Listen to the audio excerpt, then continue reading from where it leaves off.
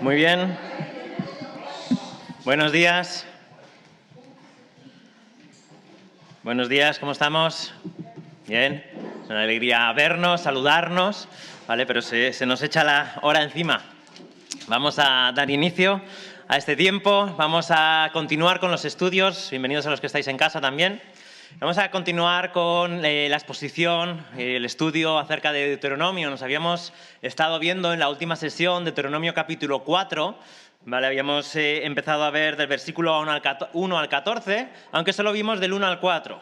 Así que hoy vamos a continuar este pasaje y vamos a intentar pues, ver el resto de versículos, ¿vale? Del 5 al 14, aunque vamos a leerlo todo seguido, ¿vale? Deuteronomio capítulo 4, versículo 1. Ahora pues, oh Israel, escucha los estatutos y los decretos que yo os enseño para que los ejecutéis a fin de que viváis y entréis a tomar posesión de la tierra que el Señor, el Dios de vuestros padres, os da. No añadiréis nada a la palabra que yo os mando, ni quitaréis nada de ella, para que guardéis los mandamientos del Señor vuestro Dios, que yo os mando. Vuestros ojos han visto lo que hizo el Señor en el caso de Baal Peor. Pues a todo hombre que siguió a Baal Peor, el Señor tu Dios lo destruyó de en medio de ti. Mas vosotros, que permanecisteis fieles al Señor vuestro Dios, todos estáis vivos hoy. Mirad, yo os he enseñado estatutos y decretos tal como el Señor mi Dios me ordenó, para que los cumpláis en medio de la tierra en que vais a entrar para poseerla. Así que guardadlos y ponedlos por obra, porque esta será vuestra sabiduría y vuestra inteligencia ante los ojos de los pueblos, que al escuchar todos estos estatutos dirán: ciertamente, esta gran nación es un pueblo sabio e inteligente. Porque ¿qué nación grande hay que tenga un Dios tan cerca de ella como está el Señor nuestro Dios siempre que le invocamos? ¿O qué nación grande hay que tenga estatutos y decretos tan justos como toda esta ley que hoy pongo delante de vosotros? Por tanto, cuídate y guarda tu alma con diligencia, para que no te olvides de las cosas que tus ojos han visto y no se aparten de tu corazón todos los días de tu vida, sino que las hagas saber a tus hijos y a tus nietos. Recuerda el día que estuviste delante del Señor tu Dios en Horeb, cuando el Señor me dijo: reúneme el pueblo para que yo les haga oír mis palabras, a fin de que aprendan a temerme todos los días que vivan sobre la tierra y las enseñen a sus hijos. Os acercasteis, pues, y permanecisteis al pie del monte, y el monte ardía en fuego hasta el mismo cielo, oscuridad, nube y densas tinieblas. Entonces el Señor os habló de en medio del fuego. Oísteis su voz, solo la voz, pero no visteis figura alguna. Y Él os declaró su pacto, el cual os mandó poner por obra, esto es, los 10 mandamientos, y los escribió en 2 tablas de piedra. Y el Señor me ordenó en aquella ocasión que os enseñara estatutos y decretos a fin de que los cumplierais en la tierra a la cual vais a entrar para poseerla. Hasta aquí la palabra del Señor. Vamos a pedir su bendición. Bendito Dios y Padre, una vez más nos acercamos, una mañana más, rogándote y suplicándote por tu gracia, para que en esta mañana podamos comprender tu palabra, para que pueda alimentar nuestra alma y nutrirla, y para que podamos salir con una visión más clara, más radiante de tu grandeza, de tu gloria y de esta salvación tan grande que nos has dado en Cristo Jesús, Señor nuestro. Es en su nombre en el cual te lo pedimos todo. Amén.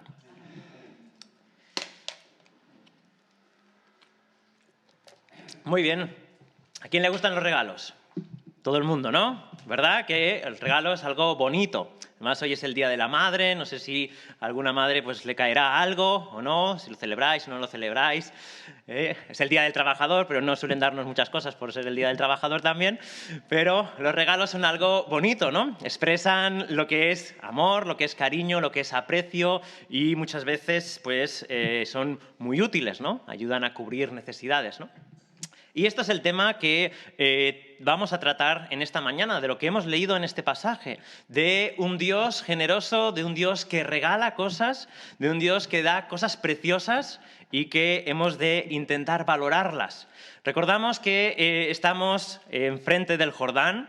Moisés está contemplando la tierra prometida desde el otro lado del Jordán y está haciendo un discurso, una serie de discursos, pero estamos viendo el primero, en el cual Moisés está hablando a su pueblo para que actúe y responda de manera adecuada a la palabra del Señor. Y no quiere que suceda como pasó en la primera generación, quiere que esta segunda generación por fin entiendan qué Dios tan grande es el que tienen y no tengan una visión distorsionada de quién es, sino una visión clara para poder entrar y poseer la tierra prometida y todas las promesas y toda la bendición que este Dios que se ha acercado a ellos en el pacto y les ha prometido un pacto absolutamente maravilloso con unas condiciones tremendas. Así que tiene esto en mente y lo primero que había hecho, recordamos el último día que estuvimos tratando los primeros 4 versículos, es hablarnos acerca de varios aspectos de la palabra de Dios.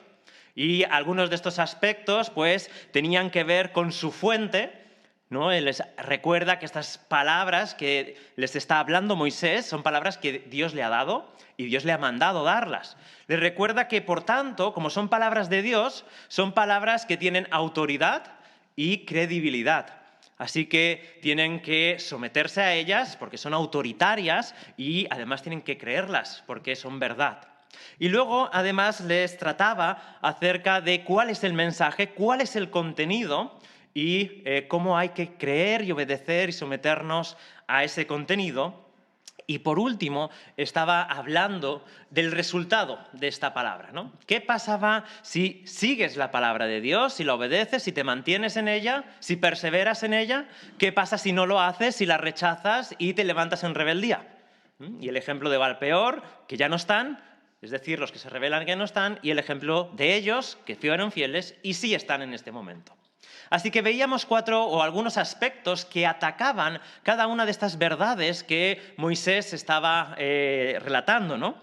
Una serie de ataques a la palabra que intentan alterar su mensaje por medio de añadir cosas o de quitar cosas a la palabra, ¿no? Lo que no nos gusta, lo quitamos.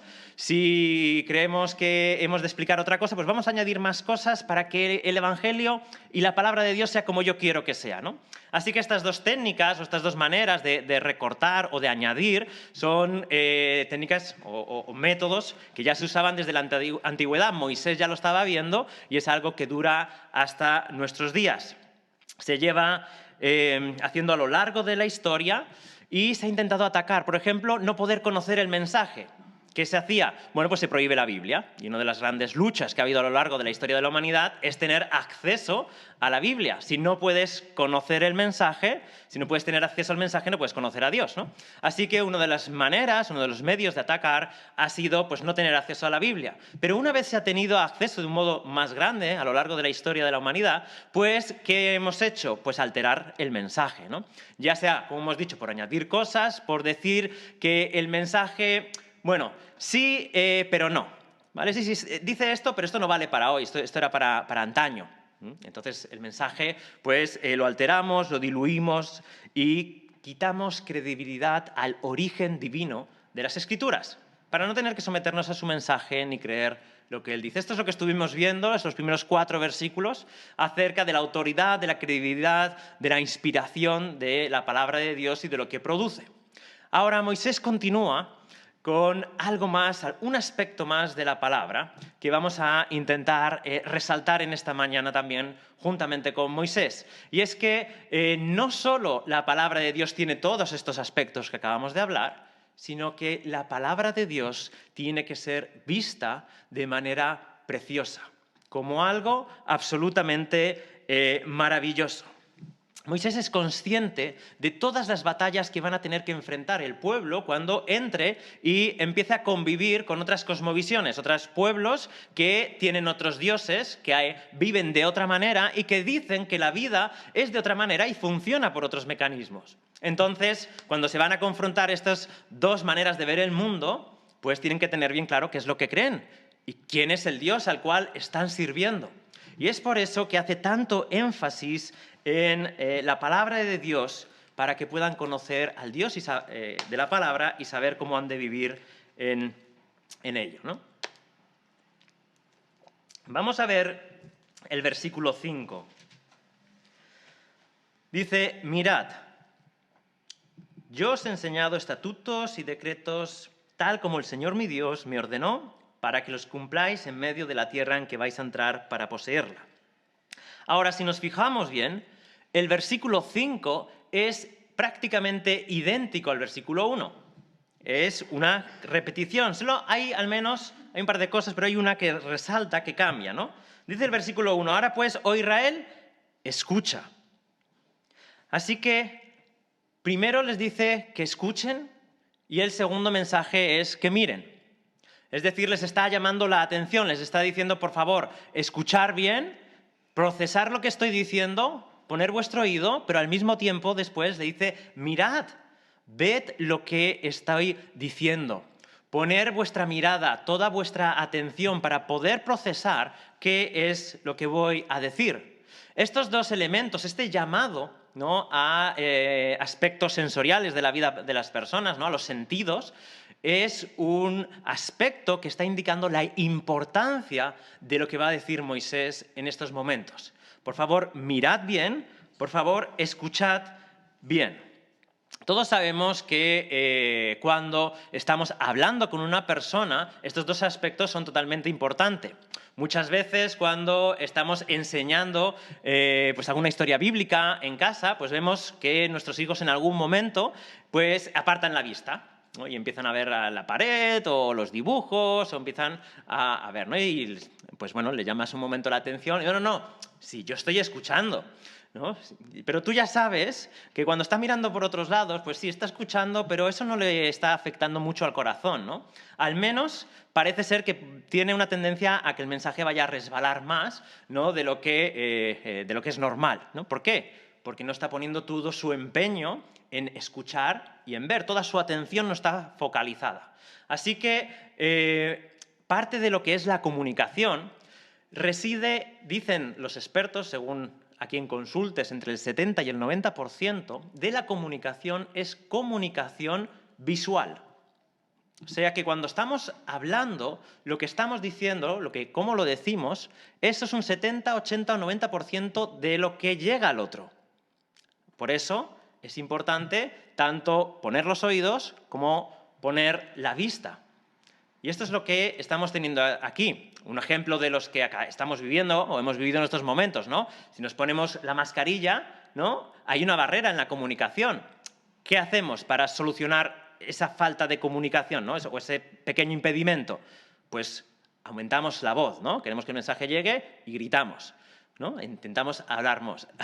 Una de las cosas que decían los logopedas es que ha aumentado un 50% las consultas en los logopedas por cuestiones de afonía, ¿no? ¿Por qué? Porque hay esta tendencia a suplir una falta de comunicación, ¿no? Es lo mismo que con el teléfono, ¿no? Cuando hablamos por teléfono, si tú estás al lado de alguien que habla por teléfono e intentas ver la tele, prácticamente es imposible, ¿no? Porque va aumentando el tono, ¿Por qué? Porque solo tienes esa vía de comunicación, te quieres asegurar de que llegue y elevas el tono, ¿no? Así que esto es bien importante en la comunicación. Y Moisés está alertando al pueblo. Poned los oídos y poned los ojos. Fijaros bien lo que os voy a decir o lo que os estoy diciendo, porque este mensaje es bien importante y tiene que llegar a vuestro corazón. Tenéis que procesarlo, tenéis que entender lo que está sucediendo en estos momentos para no perderos algo absolutamente extraordinario y absolutamente importante en vuestras vidas. ¿Y qué es? Pues dos regalos. Dos regalos que hace el Señor a este pueblo. Hace muchos, pero ahora está centrándose en dos regalos que hace y que comenta en estos versículos. El primero de ellos es la palabra. Mirad, yo os he enseñado estatutos y decretos tal como el Señor mi Dios me ordenó. Así que la palabra, los mandamientos, los decretos es un don de Dios, es un regalo de Dios para este pueblo. Lo otro que dice este texto es para que los cumpláis en medio de la tierra. Así que otro don tremendo, otro regalo, es la tierra. Así que vamos a intentar ver en qué pueden ser estas dos cosas, o cómo pueden ser estas dos cosas, dos regalos tan importantes. En primer lugar, la palabra. Estos mandamientos, esta palabra de voz, de la voz de Dios, es algo que se les ha concedido a ellos y es pertinente que lo valoren realmente como lo que es, un tesoro. Dice versículo 1 y el versículo 4, que la palabra, los mandamientos, dan vida. Versículo 1 dice, para que los ejecutéis a fin de que viváis. Así que la palabra de Dios da vida, es un regalo que da vida. Versículo 4, mas vosotros que permanecisteis fieles al Señor vuestro Dios, todos estáis vivos hoy. ¿Por qué? Porque la palabra de Dios comunica vida. Es además algo que les va a permitir la entrada en la tierra, versículo 1, y entréis a tomar posesión de la tierra que el Señor, el Dios de vuestros padres, os da. Y el versículo 14, al final de todo, dice, a fin de que los cumplierais, los estatutos y decretos, en la tierra en la cual vais a entrar para poseerla. Así que la palabra de Dios sirve para entrar en la tierra y sirve para permanecer en la tierra. Por medio de la obediencia y la fidelidad a la palabra van a tener esto tan precioso que es la tierra. Y el versículo 6 y el versículo 8 nos dicen que esta palabra de Dios provoca buen testimonio porque es sabia y justa. Versículo 6, esta será vuestra sabiduría y vuestra inteligencia. Versículo 8, ¿qué nación grande hay que tenga estatutos y decretos tan justos? Así que la palabra de Dios produce sabiduría y produce vidas justas y a posteriori, en consecuencia, un mundo justo. Y vivir en justicia es un tesoro, ¿verdad? Cuánta injusticia se padece y padecemos, ¿no?, en este mundo. Pero tenemos algo, dice Moisés, que va a dar justicia, que va a haceros justos y que va a permitiros vivir en un mundo justo. Y el otro punto que nos dice en este texto es que la palabra de Dios es dada, versículo 10, a fin de que aprendan a temerme. A fin de que aprendan a tenerme en cuenta, a fin de que aprendan a reconocerme, a saber quién soy yo, cómo soy yo, cuán grande soy yo, cuánto dependen de mí, qué gran Salvador soy. Para eso es dada la palabra de Dios. Así que los mandamientos y los estatutos del Señor no son para amargarnos la vida. Dios no es un Dios aguafiestas, que pretende hacernos sufrir y que padezcamos y que sea todo una angustia y un sacrificio servir al Señor. Él nos da normas, reglas, mandamientos, principios para que podamos vivir y vivir de una manera buena, con sabiduría, con justicia, de ahí proceden, ¿no?, el descanso, la felicidad, pues se puede establecer relaciones de amor sanas, ¿verdad? Todo lo bueno. Ahora, imaginemos un partido de fútbol donde no hay reglas, ¿vale? No hay ningún lugar donde meter gol, no importan las faltas, no hay marcadores, así que no importa, y no hay fueras de juegos y no hay nada, ¿no? Si alguien sigue un poco el fútbol, pues ninguna de estas normas están, ¿vale? Tú sales con la pelota allí y ¿qué haces? ¿Y cómo sabes que has ganado? ¿Y cómo sabes que estás haciendo las cosas bien? ¿Y cómo puedes divertirte en algo que todo el mundo hace lo que le da la gana, ¿verdad? Y es un caos. O piensa en tu trabajo. Piensa que en tu trabajo pues, no hay ningún tipo de norma. No hay objetivos. Si cobras por objetivos, pues encima nunca vas a saber cuánto vas a cobrar, ¿vale? No sabes cuándo te van a pagar, porque como no hay normas, no sabes si te roban o te engañan o te hacen cualquier cosa a un compañero, pues tampoco hay normas, así que da lo mismo. Y eso es un lugar donde no puedes disfrutar, donde no puedes desarrollarte, donde no puedes alcanzar objetivos. Entonces, cuando Dios da la palabra a su pueblo, el propósito es precisamente este: tener un marco de actuación, de vida, donde poder desarrollarse como pueblo de Dios, donde poder conocer al Dios de la palabra y llevar al cumplimiento de las promesas y los propósitos de Dios para su pueblo. ¿Cuánto necesitamos la palabra de Dios y el orden divino para poder llegar al sumum de la felicidad en esta vida y en cualquiera, que es conocer a Dios? Y si no sabemos quién es Dios y cómo podemos relacionarnos con Él, que es por medio de su palabra, entonces no tenemos nada.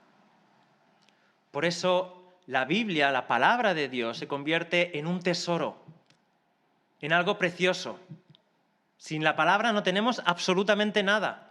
Vivimos en oscuridad, no sabemos qué estamos haciendo, no sabemos cuál es el final, cuál es el principio, qué es lo que hago, por qué vivo, para qué vivo. Es un absoluto tesoro. Lo que está intentando hacer Moisés, después de toda esta normativa que está dando y que va a dar, es que aprecien la palabra de Dios. Es que vean realmente que es buena, que es un tesoro, que es deseable, que la quieran poner por obra.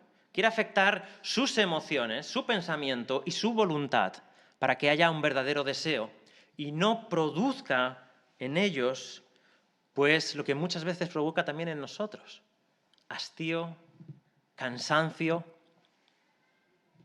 una lista imposible de cumplir. Eso es lo que Dios nos ha dado muchas veces para nosotros, ¿no? Y eso es un problema, porque no estamos apreciando el tesoro de la palabra. ¿La palabra de Dios es deseable? ¿Cuánto te alegrarías y cuánto me alegraría yo? Bueno, no jugamos normalmente, pero imagínate que nos toca la lotería o nos dan un billete premiado. 5 millones de euros. Pues saltaríamos de alegría, ¿no? Y lo comunicaríamos y a los amigos, a los vecinos, a lo que sea, ¿no? Podríamos, ¡qué maravilla! No tenía nada y tengo algo que medio me soluciona la vida o al menos parte de ella. ¿Sí? Ahora tienes la palabra, que te soluciona la vida entera. ¿Saltamos de alegría en nuestras casas? Hay algunos vídeos donde llega la palabra de Dios a pueblos donde nunca la han tenido, la han estado esperando, que se tiran la gente a coger la palabra. Casi se pelean para cogerlas de los palés, ¿no? Donde llega la palabra recién traducida a su propio idioma, ¿no? Y cuando ves eso, y te ves a ti, ¿no? Con esto, madre mía, ¿amo lo que Dios me dice o amo otras cosas? ¿Qué amo, no? ¿Qué dice el salmista? Salmo 119, 162.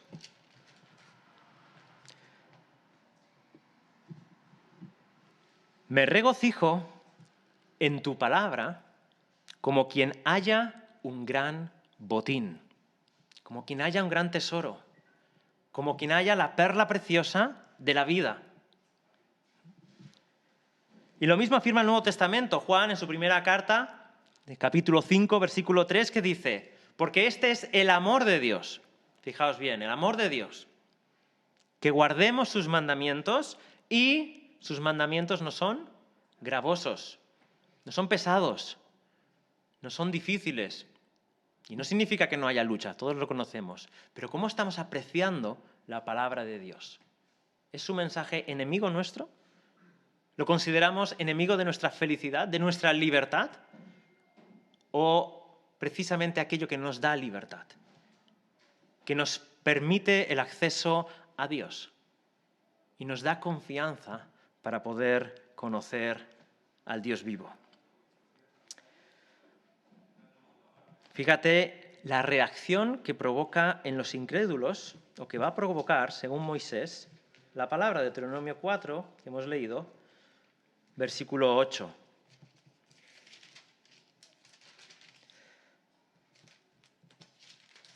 Dice: ¿o qué nación grande hay que tenga estatutos y decretos tan justos como toda esta ley que hoy pongo delante de vosotros? y el versículo 6, que dicen, ciertamente esta gran nación es un pueblo sabio e inteligente. Así que las naciones, los que no conocen esto, cuando lo escuchen, no todos evidentemente, pero cuando lo escuchen habrá algunos que van a decir, madre mía, esto es absolutamente distinto a todo lo que he escuchado. Es absolutamente maravilloso. Qué sabiduría, qué inteligencia, ¿de dónde saben ellos esto? ¿Cómo viven de esta manera? ¿Qué secreto es el que tienen? ¿No? Porque hay un tesoro entre ellos. Así que, según este pasaje, hay gente que no tiene la palabra de Dios, que cuando sea expuesto a ella va a alucinar. ¿Y qué pasó en la vida de Jesús cuando fue a Nazaret? Cuando fue a su propio pueblo. Mateo 13, 54.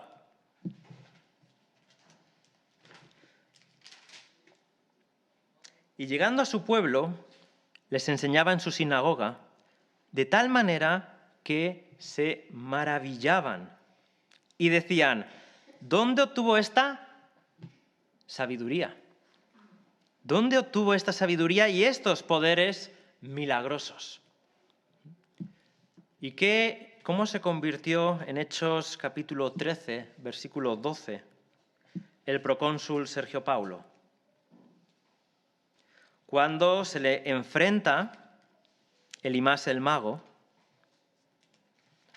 y por la palabra de Dios, pues lo atan. Dice Hechos 13, versículo 12. Entonces el procónsul, cuando vio lo que había sucedido, creyó, maravillado de la doctrina del Señor. Maravillado de la doctrina del Señor. ¿Por qué? Porque es una doctrina puesta en acción. Y han visto el poder de Dios sanando, atando a una persona, trayendo vida y esperanza, y se quedan maravillados de la doctrina, de la palabra de Dios, que produce sabiduría. Así que este es el tesoro que tenemos y que dice Moisés que tienen. Una palabra que restaura el alma, da sabiduría al sencillo y, entre otras cosas, alegra el corazón. Salmo 19, ¿verdad? Todas estas cosas produce la palabra de Dios. Es un tesoro.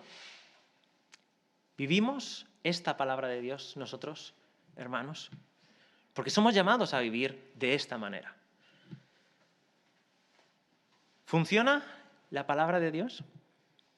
¿Es poderosa para sanar tu vida? ¿Para sanar tus relaciones? ¿Para producir vida? ¿Para dejar pecados? ¿Para gozarnos en Dios? ¿Es poderosa para eso?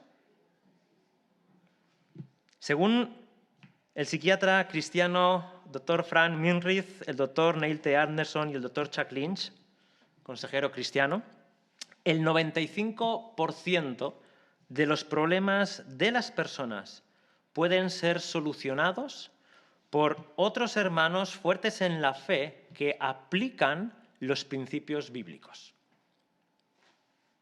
El 95%, están diciendo, de los problemas que llegan en sus consultas pueden ser solucionados cuando la Iglesia vive los principios y las herramientas bíblicas, las aplican en su vida y las enseñan y ayudan a otros. Si eso fuese la Iglesia, si la Iglesia estuviese viviendo la palabra, así están diciendo, nosotros prácticamente no tendríamos trabajo, un 5%. Es realmente lo que escapa a lo que es la palabra de Dios. Pero creo que nosotros no consideramos, o en la práctica muchas veces, no consideramos la palabra de Dios así. Sino que la palabra de Dios la reducimos a cosas como la salvación, cosas espirituales, la oración o alguna otra cosa, pero en la mayoría de ámbitos de la vida, de la cual la Biblia habla constantemente, pues preferimos ir a otras fuentes. Y creemos que otras fuentes son más importantes, que nos van a hablar del matrimonio mejor que lo que dice la Biblia, que nos va a hablar de la enseñanza a los hijos mejor de lo que dice la Biblia, que nos va a hablar de cómo sanar la ira mejor psicólogos o cualquier otra cosa que como dice la Biblia, Efesios 4. no se ponga el sol sobre vuestro enojo, ni deis lugar al diablo. Vivimos este tesoro que tenemos, que produce sanidad, santidad y amor tal y como es. Y si no es así, ¿qué podemos hacer? Dos cosas. Primero, confesar mis pecados. Confesar mi desprecio en la práctica al tesoro de la palabra de Dios. Y pedirle perdón. Señor, simplemente quiero creer cosas que no estoy viviendo en la práctica. Quiero hacerlo, Señor, pero no lo estoy haciendo. Te pido perdón por despreciar tu palabra, por creer que hay cosas más sabias y mejores para mi vida que tu palabra. Y lo segundo, hacer como dice el salmista en el 119, versículo 18. Abre mis ojos para que vea las maravillas de tu ley. Y esto lo tiene que hacer el Espíritu Santo con su poder en mi vida. Necesito confesar mi pecado, pero necesito también pedirle a Dios, Señor, haz algo en mí. Temo, tengo temores, tengo deseos, pienso en otros ídolos, pienso en otras cosas. Señor, haz algo en mi vida. Pon en mí una visión de tu palabra que la desee, que la ame y que la ponga por obra. Y eso es una operación del Espíritu Santo. Es una obra sobrenatural de nuestro grandísimo Dios que nos hace, que nos regala a nosotros. Pero no solo tienen este don maravilloso de parte de Dios. Estamos viendo un Dios generoso. Ha dado lo más precioso que es su palabra para que vivan, para que anden en su ley, para que amen sus caminos. Sino que les regala una tierra donde poder vivir como pueblo de Dios. Una tierra que va a ser ciertamente suya. La van a poseer para poder ser pueblo. Y no cualquier pueblo, sino para poder ser pueblo de Dios. Fijaos, un pueblo que no tiene nada, ahora tiene la palabra de Dios que no tiene ningún otro pueblo en el mundo. Y ahora una tierra donde van a poder desarrollar su relación con Dios. La tierra es absolutamente esencial. Ahora, ¿en qué consiste la tierra? La tierra es ese don maravilloso donde como pueblo se pueden desarrollar, estábamos diciendo. Ahora, en primer lugar, es el lugar de relación con Dios, donde el pacto, ese pacto que ha sido anunciado en Horeb, ahora va a ser una realidad. ¿Y dónde va a ser? En la tierra. Van a poder comprender a Dios, van a poder tener comunión con Dios porque Dios va a habitar en medio de ellos, van a poder desarrollarse como sociedad, van a experimentar el perdón y la restauración de Dios cada vez que llevan sacrificios al templo por sus pecados, una vida permanente de restauración, de consuelo, una vida de compañía, Dios en medio de ellos. No están solos como los demás pueblos, Dios está en medio de ellos. Y eso lo permite la tierra. Por eso la tierra es un don de Dios, es un regalo, para que lleguen a ser lo que Dios tiene para ellos. Y también es el lugar de provisión de todas sus necesidades para la vida. Protección, seguridad, etc. Ahora, versículos 6 y 8 nos dice que la tierra también, y la palabra, pero la tierra es el campo de misión. El campo de misión donde van a venir las gentes, van a venir las naciones, van a ver a este pueblo cómo viven, van a escuchar su palabra y van a ver sus vidas a través de esta palabra y van a exclamar, ciertamente esta gran nación es un pueblo sabio e inteligente, es testimonio, es misión, es enseñarles a Dios al mundo para que crean, para que se acerquen a Él.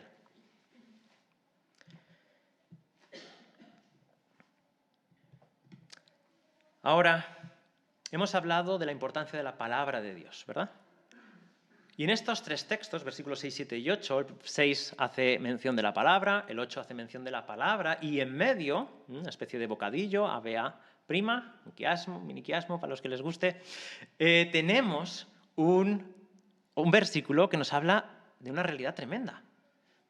Van a alucinar con la palabra de Dios. Dice versículo 7, porque qué nación grande hay que tenga un Dios, ¿qué? Tan cerca de ellos como está el Señor nuestro Dios siempre que le invocamos. Esto era un golpe para cualquiera que lo viese. Es una realidad absolutamente desconocida. Ellos se pasaban la vida orando a dioses que no contestan, o como mucho contestan demonios. Pero no pueden dar lo que Dios da. Oran al vacío. Sacrifican todo lo que pueden para tener buenas tierras. Y tienen buenas tierras, tienen lluvias, y tienen la cosecha asegurada, pues están contentos y sacrifican poco. Ay, pero ¿cuándo vienen tiempos de sequía? Pues los dioses están enfadados. Pues hay que sacrificar más. E incluso pasar a los hijos por fuego. Oscuridad, tinieblas. Ahora, sin embargo, se acercan a una realidad absolutamente distinta, porque ¿qué sucede? Tienen un problema, se acercan a Dios, oran, ¿y qué hace Dios? Contesta. Cada vez que le invocan. Un Dios que está cerca. Algo absolutamente desconocido en este mundo. Un Dios que responde las oraciones. Muchas veces nosotros no pensamos así de la oración, ¿verdad?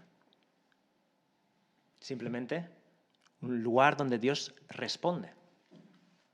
Sino que solemos pensar y hablar en términos de la oración, en términos de su voluntad, ¿no? Y evidentemente, esto es parte de la enseñanza bíblica, ¿no?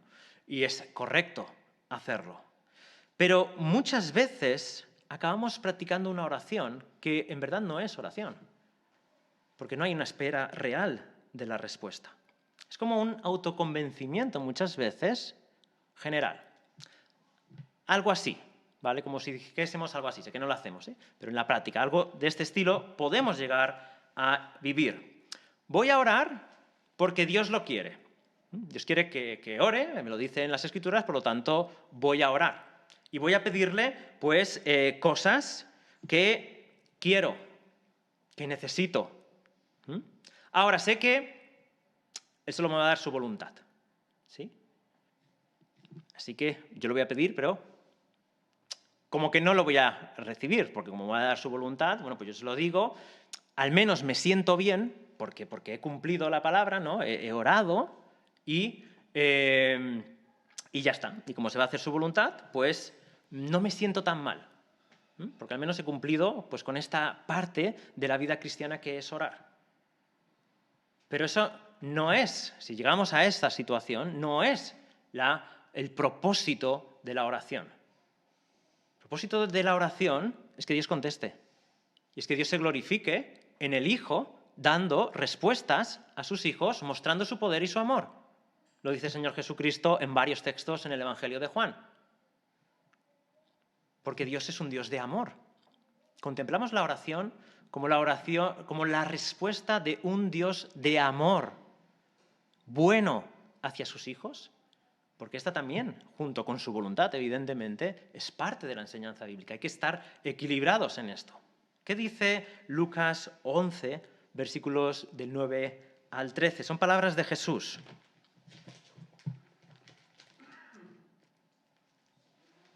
Lucas, capítulo 11, versículos del 9 al 13. Y yo os digo, pedid y se os dará, buscad y hallaréis, llamad y se os abrirá. Porque todo el que pide recibe, y el que busca halla, y al que llama se le abrirá. Os suponed que a uno de vosotros que es padre, que ama a su hijo le pide pan, ¿acaso le dará una piedra? ¿O si le pide un pescado, acaso le dará una serpiente en lugar del pescado?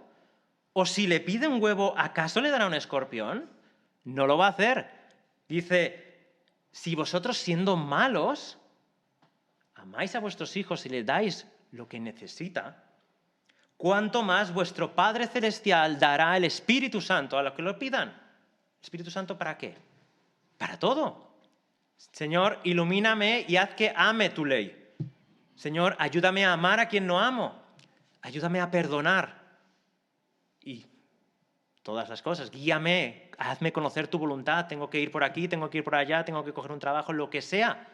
¿Acaso Dios está diciendo, Jesús, no lo va a dar?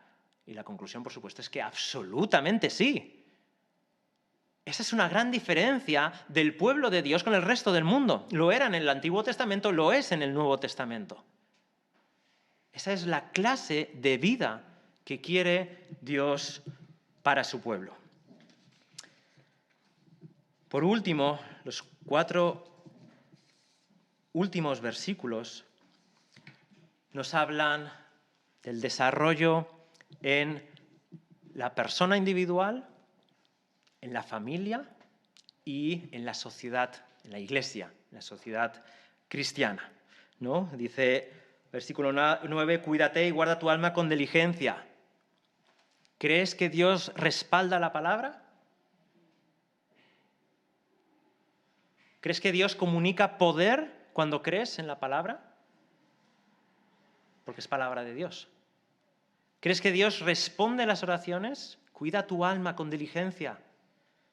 Llamémonos a volver a creer a estas cosas, a volverlas a aplicar en nuestro andar diario, a volver a orar por el otro, esperando que Dios le provea, que Dios le sane, que lo que sea.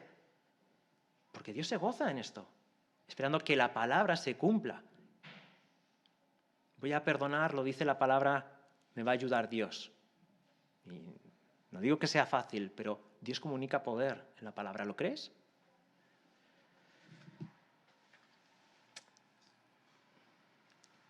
Dice, reúneme para que, el versículo 9, sino que te hagas saber a tus hijos y a tus nietos esta palabra y estos dones en la familia.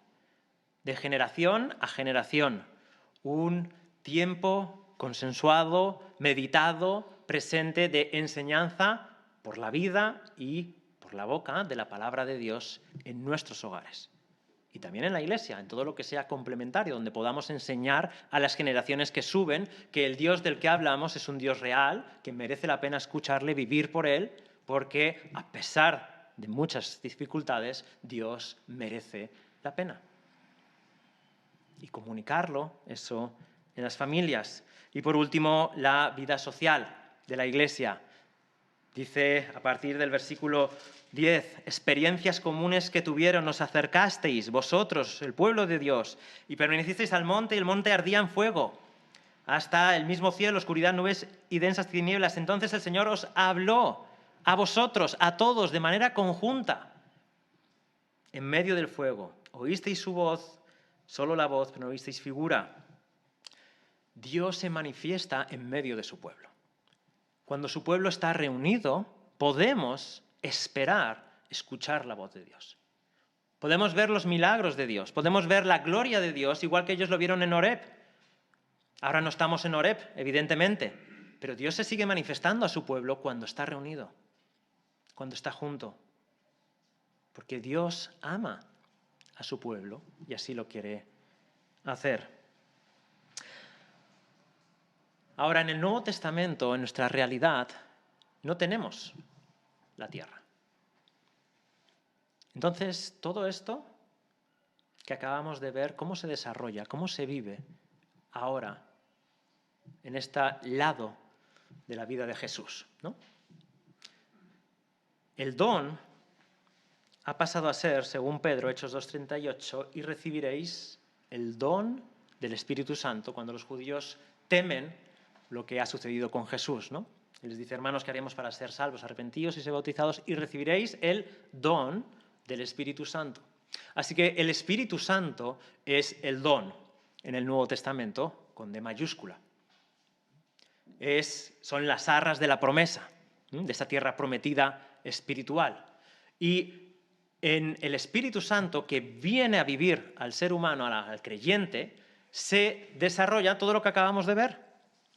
La comunión con Dios, la respuesta a la oración, la iluminación de la palabra de Dios, todo lo que tenemos, o sea, toda la vida que vivimos, que en el Antiguo Testamento el judío vivía en una tierra, ahí se desarrollaba la vida y tenía comunión con Dios, en la tierra, en ese espacio. Ahora el espacio es un espacio espiritual que llevamos, que vivimos dentro de nosotros, porque Dios está en nosotros, por medio del Espíritu Santo.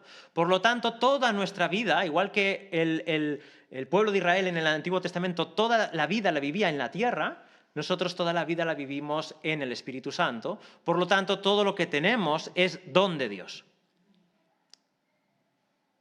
Y tu vida personal es don de Dios. Es un regalo que tú y yo existamos, que vivamos.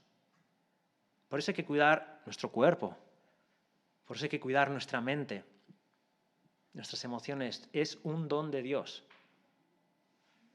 Y nuestras familias. Es un don de Dios. ¿Para qué? Para que podamos desarrollarnos como personas, sí. Para que podamos encontrar a Dios en la familia, también. Para que podamos dar testimonio de Dios en la familia, también. Todas estas cosas se aplican también en la familia. ¿De qué manera estás invirtiendo en tu familia? ¿De qué manera estamos regando con las cosas de Dios en nuestra familia? Con el perdón, con el amor, con el sacrificio, con el tiempo. Es un huerto que Dios nos da para que produzca fruto para nuestro Dios y nuestros trabajos. Pues otro don de Dios, el trabajo es un don de Dios, es un regalo de Dios. Ahí también cumplimos el propósito de Dios. Hay creyentes que malinterpretan el ser cristiano muchas veces en el ámbito del trabajo y hablan mucho de Dios, pero sin embargo no cumplen bien con su trabajo. Y distorsionan el mensaje y hacen que no sea creíble. Pero como creyentes, el trabajo se hace con excelencia porque es para Dios. Y también, en base a eso, testificamos para Dios. Y la Iglesia. Lo que tenemos ahora, lo que somos nosotros ahora. Esto es un don de Dios. Mirémonos unos a otros y veamos el don de Dios, el regalo que yo tengo por teneros a vosotros, el regalo que tenéis vosotros por tener a cada uno de los que estamos en esta iglesia. Este es un don de Dios y es el huerto de Dios. ¿De qué manera estás invirtiendo en él? ¿Cuánto tiempo pasas con la iglesia, con su pueblo, con tu pueblo? ¿Cuánto tiempo pasas orando, amando, perdonando, bendiciendo, animando, retando en la fe? Porque lo que tengamos será lo que hayamos trabajado, será lo que hayamos hecho.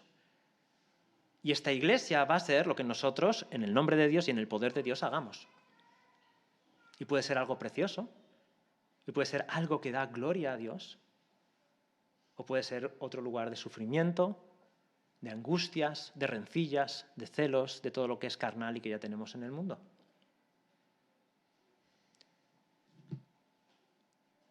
Creemos en la palabra de Dios, creemos en el don de Dios y pedimos al Señor que toda nuestra vida sea regada con su poder, con su palabra y con su gracia.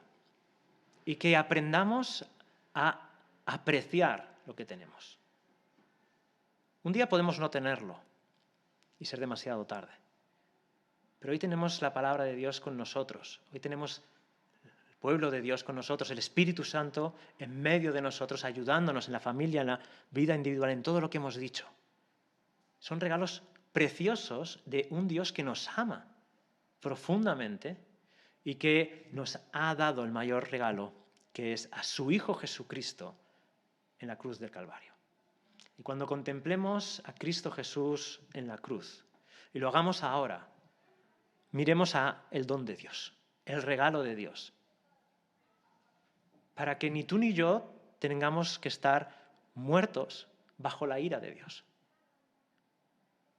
Es el regalo con mayúsculas, que hay perdón para mis pecados, porque alguien ya lo ha pagado, y ese es Jesús, y ese me ama, y ese viene a buscarme para estar con Él para siempre. Señor y Padre, te alabamos y te bendecimos, porque eres absolutamente maravilloso y te pedimos perdón por lo mucho que nos cuesta apreciarte y apreciar todos los regalos que tú nos das. Te pedimos perdón y te confesamos que el mundo nos afecta, Señor. Nos entretiene, nos distrae. Nos hace pensar que la vida de fe es menos importante, menos relevante, menos determinante, menos gozosa de lo que tú has diseñado. Y te pedimos en el nombre de Jesús que nos perdones, que restaures en nosotros una convicción profunda de que tu palabra es verdad. Que nos enseñes a aplicarlo en nuestra vida. Que nos renueves en nuestra creencia de que nos escuchas, de que te gozas en contestar y de que el más interesado en que tu palabra crezca, en que tu reino avance, eres tú. Señor, perdónanos y heme aquí. Queremos vivir una vida renovada en el Espíritu Santo para la gloria de tu amado Hijo, el Señor Jesucristo. Amén.